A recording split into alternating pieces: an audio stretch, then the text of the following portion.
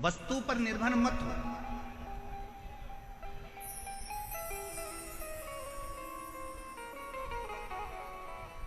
वस्तु पर निर्भर होना जरूरी नहीं है। और हम लोग इस व्यासपीठ के माध्यम से हम इस पवित्र विष्णु महापुराण कथा बैसाख के महीने में जो गोविंद देव जी महाराज के सानिध्य में जयपुर राजस्थान की इस पवित्र धरा पर चल रही है, उसके माध्यम से कहना चाहेंगे, कितना भी दुख है, कितनी भी तकलीफ हो, कोई याद ना आए, हाथ में अगर पानी का लोटा भी ना हो, कोई वस्तु भी ना हो, कोई बेलपत्र भी ना हो, कोई सामग्री भी ना हो, तो भी 15 दिन से तुम नहाए भी ना हो, कितने भी अशुद्ध क्यों ना हो, तो भी तुम जहां हो अपने नजदीक के दुख की घड़ी में अपने नजदीक के शंकर के मंदिर के बाहर भी खड़े होकर अगर श्री शिवाय नमस्तुभ्यम कहकर पुकार लिया तो शंकर भगवान करुणा जरूर करते हैं और दुख जरूर करते हैं। दुख जरूर काटे, करुणा जरूर करे।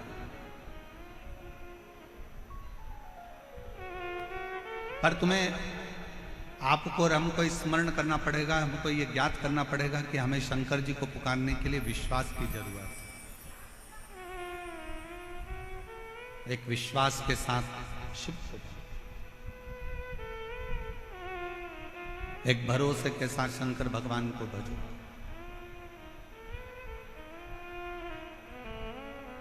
लंका के राजा रावण ने मंदोदरी से कहा कि मैं जानता हूं कि शंकर जी के पास लेकर जाने के लिए कुछ नहीं चाहिए, और पूरी रामायण को उठाकर देखिए, रावण के पूरे चरित्र को उठाकर देखिए,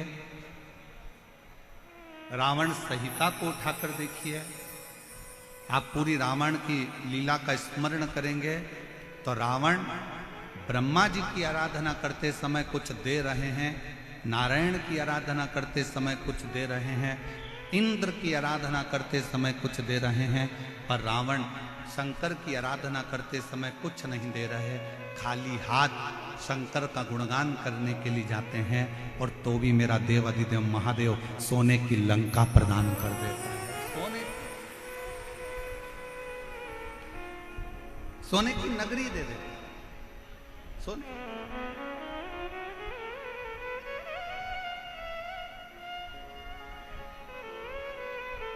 रावण को मालूम है कि एक विश्वास बहुत जरूरी है। अभी आप आगे कथा में सुनेंगे, ईसर गोरा जी शिव महापुराण की कथा का रसतत्व ग्रहण करते समय आप श्रवण करेंगे, चंचुला देवी का मन 2 जगह पर डोल गया।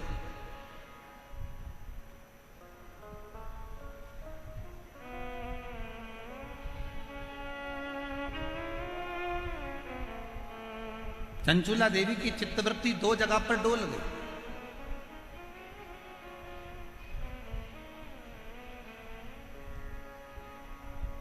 चंचुला देवी का मन 2 जगह पर विचलित हो गया, 2 जगह डोल गए। कब डोला? जिस समय पर चंचुला देवी की आंख में जल भर गया और तुमरुका जी कथा कह रहे थे और चंचुला देवी ने कहा, क्या मेरा पति प्रेत योनि में पड़ा हुआ है, क्या वो मुक्त हो जाएगा, क्या उसको मोक्ष मिल जाएगा, क्या वो मुक्त हो जाएगा? ईसर जी गोरा जी पीछे बैठे थे, उन्होंने चंचुला देवी को आगे बिठाया और ईसर गोरा गणा गोर पीछे बैठे। शिव जी सिर पर फेटा बांधे थे, तुर्री लगाए थे, गले में मोती की माला थी, सुंदर हाथ में सोने के कड़े थे, पांव में कड़ला डला हुआ था, सुंदर जरीदार वस्त्र मेरे शंकर भगवान ने पहन रखे थे। पार्वती जी ने बड़ा सुंदर श्रृंगार कर रखा था, बहुत सुंदर, नाक में नथनी, सिर पर बोर, बड़ा बड़ा झुमका, गले में हार, गले में हार, सुंदर लहंगा, चोली, चूंदड़ी गोरा जी पहनी हुई थी, सिर में बैन, थोड़ी थोड़ी बेड़ियां लगी हुई थी। एक राखड़ी, अब इधर राखड़ी को क्या बोलते हैं हमें नहीं मालूम, एक राखड़ी बोर से बाल में बंधी हुई थी, एक राखड़ी।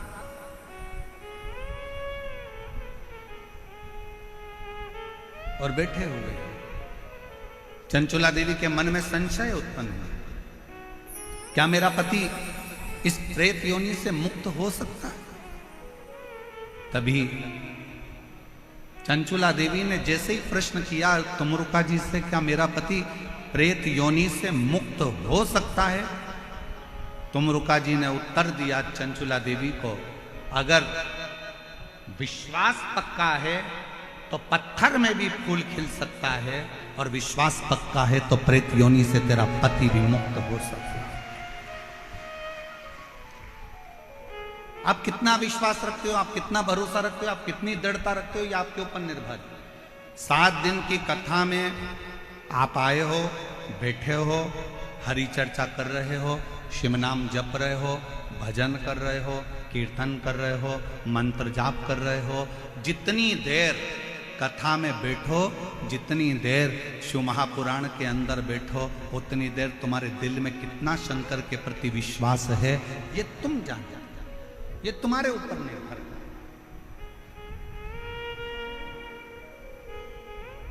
आपका भरोसा कितना है आपके ऊपर निर्भर कर। एक पत्र है, अच्छा है, देखिए।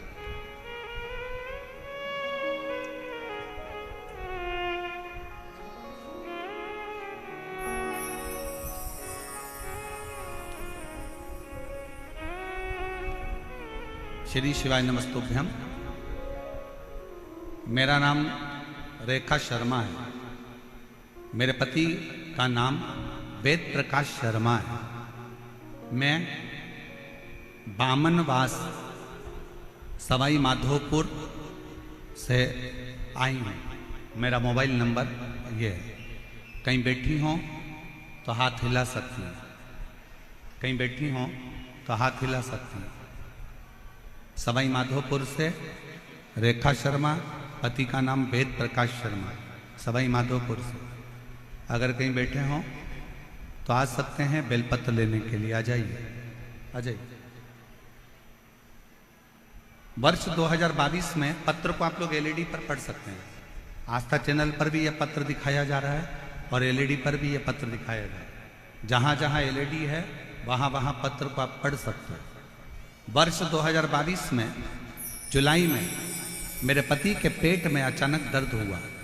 फिर हमने उन्हें जयपुर के जीवन रेखा हॉस्पिटल में दिखाया तो पता चला कि उनकी लेफ्ट किडनी में कोई नस बंद बताई है। फिर डॉक्टर ने बताया कि किडनी निकालना पड़ेगी और परेशान बता दिया। फिर डॉक्टर ने दवाई दी 15 दिन की और कहा कि 15 दिन बाद ऑपरेशन कराना होगा, नहीं तो इन्फेक्शन हो जाएगा। इसके बाद मेरी भाभी का फोन आया तो मैंने उन्हें पूरी बात बताई। वह छत्तीसगढ़ मध्य प्रदेश से हैं। उन्होंने मुझे बताया कि आस्था चैनल पर पंडित प्रदीप मिश्रा की कथा आती है, उस कथा को आप आसन लगाकर टीवी के सामने बैठकर सुनिए। मैं विश्वास नहीं किया। कथा सुनने से कोई ठीक हो सकता है क्या? गुरुजी, मुझे कुछ समझ में नहीं आ रहा था, क्या करूं। 5 दिन गुजर चुके थे। डॉक्टर से फिर बात करी गई तो डॉक्टर ने जांच देखकर कहा कि इसका ऑपरेशन 15 दिन बाद कराना ही पड़ेगा क्योंकि इसका इन्फेक्शन फैलना चालू हो गया। किडनी निकालना पड़ेगा, ऑपरेशन कराना। विश्वास नहीं था। 5 दिन निकल गए। मेरी भाभी ने मुझे दोबारा फोन कर कर किया, बोली तुमने कथा सुनना चालू नहीं करी क्या? उसने कहा नहीं, मेरा मन नहीं करता। ना जाने कितने महाराज टीवी पर आते हैं, कथा कहते हैं, ऐसा तो चलता ही रहता है। मेरी भाभी ने फिर मुझसे कहा कि अच्छा मत सुनो, एक बार सीहोर तो चले जाओ। अगर कुबरेश्वर धाम जाओगे और वहां का रुद्राक्ष लाओगे और कंकर शंकर पूछ कर आओगे तो फल जरूर मिलेगा। हमने भाभी का कहना मानकर यहां सवाई माधोपुर से जयपुर के हॉस्पिटल से छुट्टी लेकर सीहोर चले गए। कुबेरेश्वर धाम के लिए जब गए, दूसरे दिन हम कुबेरेश्वर धाम के लिए निकल गए। सुबह 4 बजे हम सीहोर पहुंच गए। सीहोर में गए, गाड़ी रोककर एक साइकिल वाले से पूछा कि कुबेरेश्वर धाम कितनी दूर है। साइकिल वाले ने तुरंत अपशब्द कहे, गुरुजी आपको आड़े टेढ़ी बातें कहीं और कहा क्यों जा रहे हो कुबेरेश्वर धाम पर, क्यों छोड़कर आए हो अपना गांव, क्यों वो प्रपंच में वो ढोंगी के चक्कर में पड़े हो। और उसी समय पर हमारी आंख से जल गए। हम थोड़ी देर निकले, सीहोर के ही एक व्यक्ति ने जब इस तरह का शब्द कहा, हम थोड़ी दूर और आगे बढ़े और आगे बढ़ने के बाद एक बूढ़ी अम्मा मिली। उस बूढ़ी अम्मा ने हमको बुलाकर कहा, बहन इधर आओ, सुबह की 4 बज रही है, तुम इधर उधर पूछती फिर रही हो, क्या बात है। कहा कुबेरेश्वर धाम जाना है। कहा एक काम करो, ऑटो पकड़ो, ऑटो वाला को मैं बुला देती हूँ। और वो बूढ़ी माँ ने ना जाने कब कौन सा ऑटो वाले को आवाज़ लगाया, 5 मिनट में ऑटो वाला आकर खड़ा हो गया और वो बूढ़ी माँ ने हमें कुबेरेश्वर धाम भेज दिया। गुरुदेव, कुबेरेश्वर धाम पर जाकर हम दान कार्यालय पर पहुँचे। वहाँ जाकर हमने पूछा कि कंकर शंकर पूजन कैसे होती है। उन्होंने बताया 5 कंकर बीन लो, पूजन कर लो और बाबा से प्रार्थना करो। उस समय पर रुद्राक्ष वितरण बंद था। हमको कहा कि रुद्राक्ष नहीं मिलेगा। हम जाने लगे, पीछे से उन्होंने वापिस आवाज लगाकर कहा कोई जरूरी काम है क्या। हाँ साहब। तो उन्होंने एक रुद्राक्ष दिया गले में धारण करने के लिए, दूसरा रुद्राक्ष दिया तांबे के कलश में गलाकर पति को पिलाने के लिए। हम लोग तांबे के कलश में रुद्राक्ष गलाते। हमने सोचा बहुत देर हो रही है, आज 8 दिन बीत गए, 15वें दिन ऑपरेशन है। हमने पानी के बोतल में रुद्राक्ष को डाल लिया, वही डाला हुआ शिव जी को चढ़ा दिया, वही पानी भर कर लिया है, कंकर शंकर की पूजन कर लिया। 15 दिन बाद हम डॉक्टर के यहाँ ऑपरेशन के लिए पहुँच गए। डॉक्टर ने फिर से जांचें प्रारंभ करी और जांच प्रारंभ कर कर कहा भूतो न भविष्यते, इस व्यक्ति की किडनी ने काम करना चालू कर दिया है, कोई ऑपरेशन की जरूरत नहीं पड़े। इसकी किडनी ने काम करना चालू कर दिया है, कोई ऑपरेशन की जरूरत नहीं पड़े, कोई ऑपरेशन नहीं करा। गुरुदेव,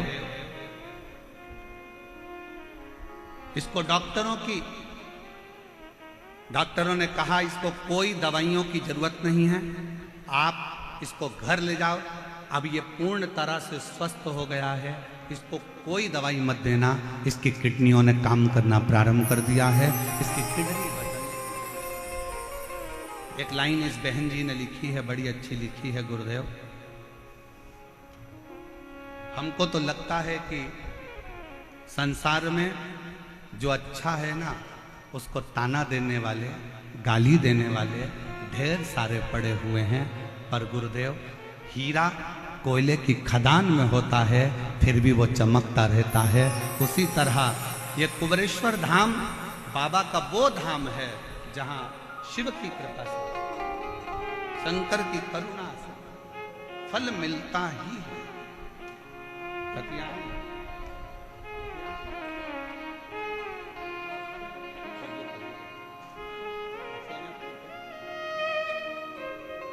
एक बार जोरदार ताली बजाओ।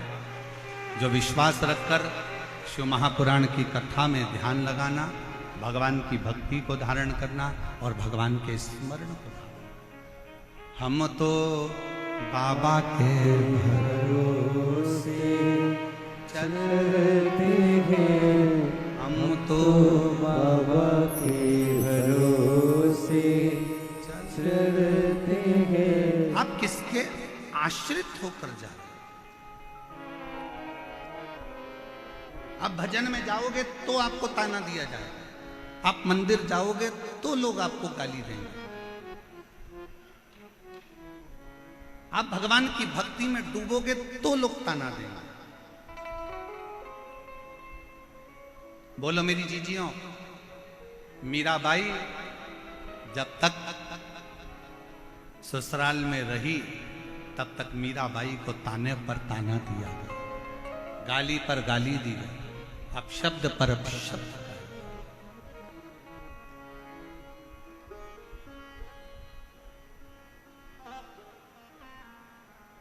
कितना ताना।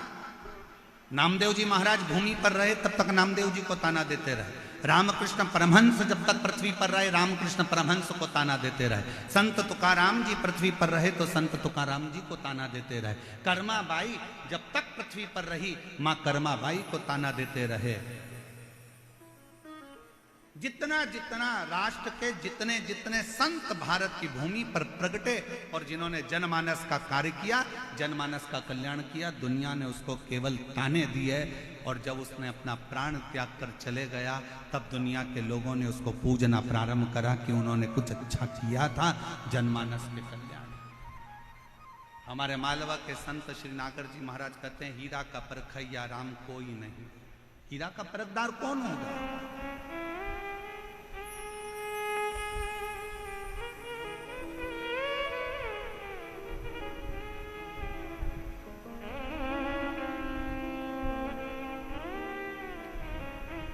और फिर निवेदन है, अगर आप आए हो शिव महापुराण की कथा में तो भरोसे के साथ आना, एक विश्वास के साथ आना, वरना अपना घर, एसी का रूम, डनलप का गद्दा, सोफा सेट, भला क्यों इतनी धूप में चलकर पंडाल में पहुंचना। अगर विश्वास है कि मैं शिव पुराण की कथा में जाऊंगी, मैं शंकर की कथा सुनने के लिए जाऊंगी, और मेरा विश्वास कहता है मेरा शंकर जयपुर की उस धरा पर शंकर भगवान मेरी झोली खुशियों से भरेगा तो वो भर कर ही भरेगा।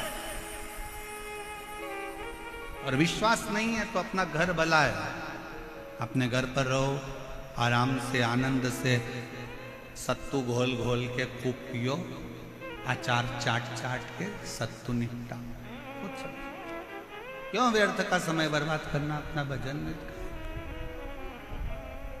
आश्रित शिव क्यों?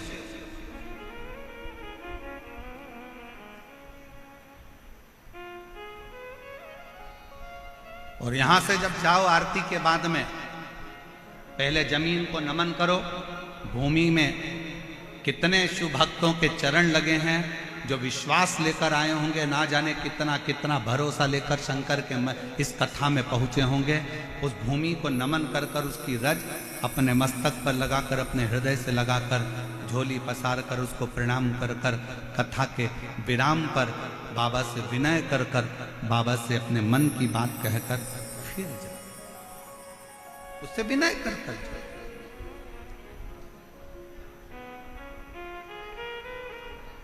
संसार पर अगर भरोसा करा तो टूटा है, पर मेरे शंकर भगवान पर, मेरे ओगड़दानी, मेरे शिव पर, मेरे भगवान ओगड़नाथ पर, मेरे शंभू पर, मेरे त्रिकालदर्शी, मेरे कैलाशी, मेरे अविनाशी पर अगर भरोसा करा है तो वो भरोसा कभी टूटा।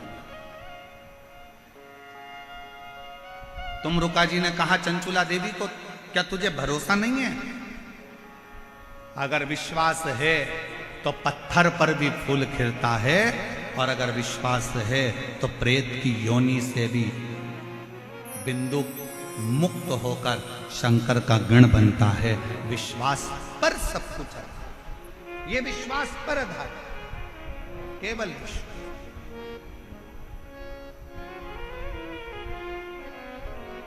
और मेरे भोले तेरा सहारा है, मेरे भोले तेरा सहारा है, मेरी नैया का तू किनारा है, मेरी नैया का तू किनारा है। मेरे बाबा तुझे पुकारा है, मेरे बाबा तुझे पुकारा है, मेरी नैया का तू किनारा है, मेरी नैया का तू किनारा है। फिर चंचुला देवी ने दूसरी बार फिर संशय कर, चंचुला देवी का दूसरा संशय कौन सा था?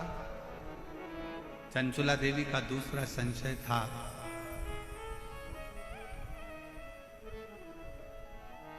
मैं बेधव्य हो गई, पति चले गया बिंदु,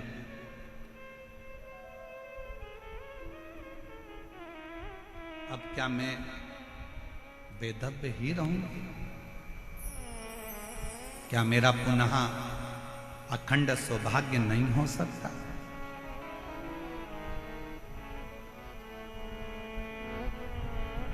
चंचुला देवी ने कहा तुमरुका जी से कि मैंने सुना है एक सौभाग्यवती स्त्री अखंड सौभाग्य लेकर जब वो मरती है तो वो पति के धाम में जाती है, पति लोक में।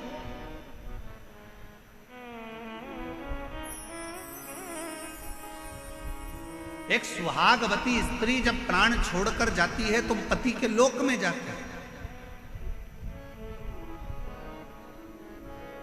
जिस लोक में उसका पति आएगा उस लोक में वो स्त्री मांग में सिंदूर भरकर, हाथ में चुड़ला पहनकर, पांव पैजनिया पहनकर, कमर कर धनिया पहनकर पति लोक में अपने पति जिस लोक में आने वाले रहते हैं उस पति लोक में वो पहुंच जाते हैं। चंचुला देवी पर मैं वैधव्यता धारण कर चुकी हूं, मैं पति लोक में क्या नहीं जा सकता? क्या मैं पति लोक में नहीं जाऊंगा? क्या मैं पति लोक में नहीं जा सकती? क्यों नहीं? उसी समय पर, उसी पल, उसी घड़ी, उसी क्षण, उसी पल, उसी घड़ी, उसी क्षण तुमरुका जी ने कहा उनका नाम देवाधिदेव महादेव है। विधाता का काम है भाग्य लिखना, देवता का काम है देना, और देवाधिदेव महादेव का काम है भाग्य को पलट देना। जो कोई नहीं कर सकता वो शंकर कर सकता। यदि तुमने एकाग्र चित्त से, एकाग्र मन से, एकाग्र ध्यान से, एकाग्र हृदय से शिव महापुराण की कथा का स्मरण किया है, चंचुला देवी तुमने अगर विश्वास के साथ शिव महापुराण की कथा को अगर सुना है तो ये निश्चित है तुम वैधव्य होकर भी अखंड सौभाग्य लेकर अपने पति के लोक में निवास करोगे, पति के लोक में निवास कर सकते। और हुआ क्या था कि जब 7 दिन की शिव महापुराण की कथा पूरी हुई थी तो चंचुला देवी अपने पति को जीवित पाती, अखंड सौभाग्यवती होती है, मांग में सिंदूर भरती है, नाक में नथनी पहनती है, हाथ में चुड़ला पहनती है, और फिर वो पतिलोक में नहीं, पति और चंचुला देवी दोनों शंकर के लोक में कैलाश धाम में रहकर शंकर जी की सेवा में लीन हो गए, शिव की सेवा। मेरे भाई, संसार में कुछ लोग ऐसे भी हैं जिनको समझाना बड़ा मुश्किल होता है। आप किसी को कहोगे कि शंकर जी के मंदिर में जाओ, 1 लोटा जल चढ़ाओ, शिव जी के मंदिर में जाओ, 1 लोटा जल चढ़ाओ, शंकर जी के मंदिर में जाओ, 1 लोटा जल चढ़ाओ, शंकर जी की आराधना करो, श्री शिवाय, जम के बोलो जरा, श्री शिवाय नमस्तुभ्यम का गुणगान गाओ, जाओ शंकर जी के मंदिर में जाओ, भगवान शंकर का नाम उच्चारण करो। तो कई बार बच्चे भी कह रहे थे, क्या मम्मी दिन भर शंकर मंदिर, शंकर मंदिर, शिव मंदिर, शिव मंदिर, थोड़ा सा दुख आया शंकर का मंदिर, थोड़ा सा स्मरण शिव का गान।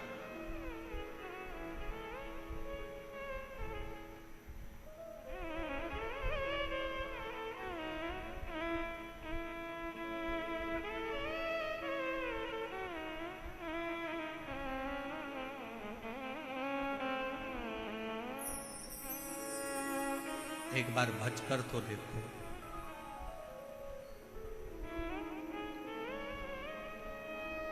कुछ ना कुछ शिव देता जरूर। समुद्र के किनारे पर जाओ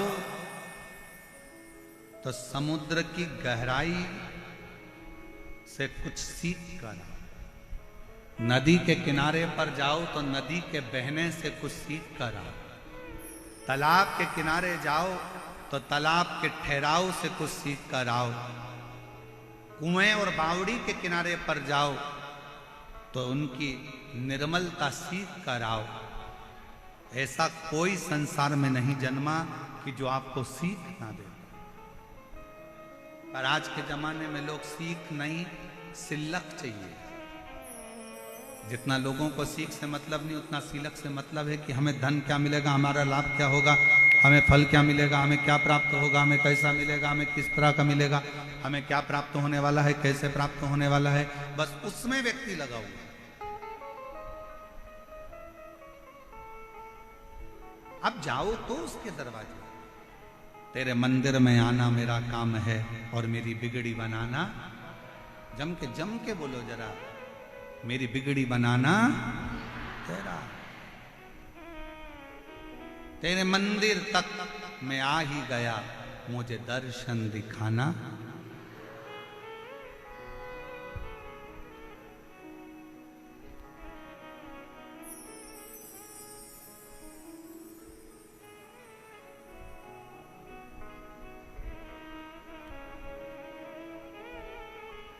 उस पे आश्रित होकर चलो।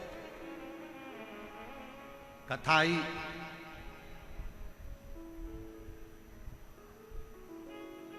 कई लोग कहते हैं हम मंदिर जाते हैं गुरुजी फिर भी हमारा दुख नहीं कटता। हम भगवान का भजन करते हैं तो भी दुख नहीं कटता। हम भगवान का स्मरण करते हैं तो भी दुख नहीं कटता। दुख हमारा पीछा नहीं छोड़ रहा।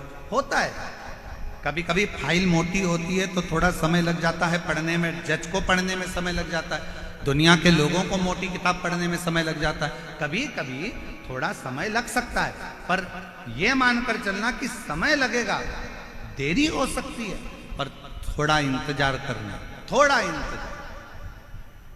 एक पत्र है, अच्छा है,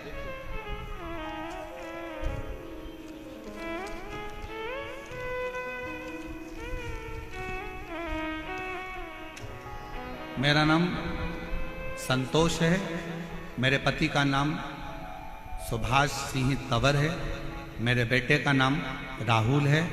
हम गांव सुजात नगर तहसील पावटा जिला कोटपुतली बहरोड जयपुर के निवासी हैं।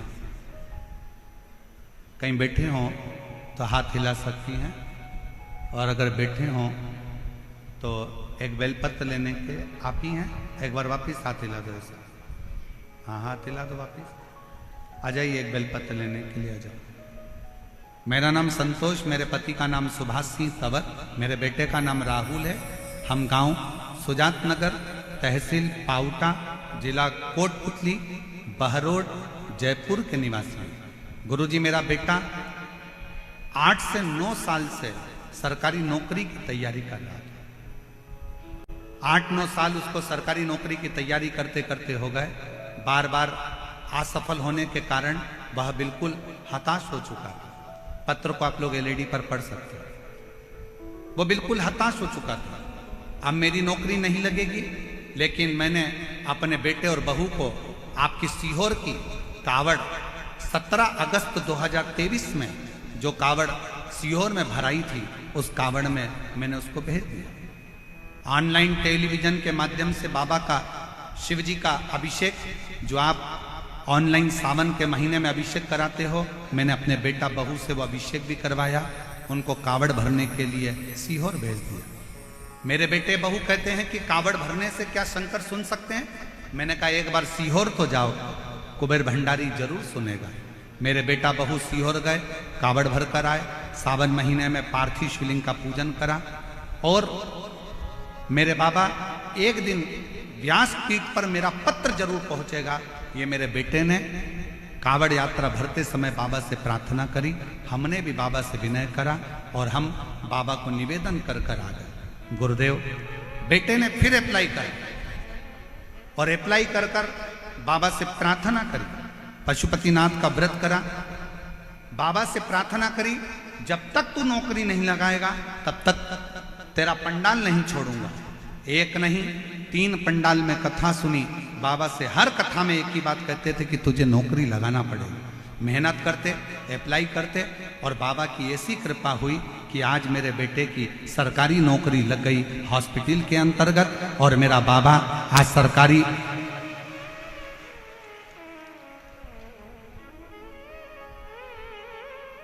नौकरी, मेरे बेटे की 24/4/2025 को मेरा बच्चे की नौकरी लग गई। मैं बाबा को यहाँ पर प्रणाम करने के लिए आई हूँ। एक लाइन अच्छा लिखा है, आप लोग भी गुनगुनाएंगे।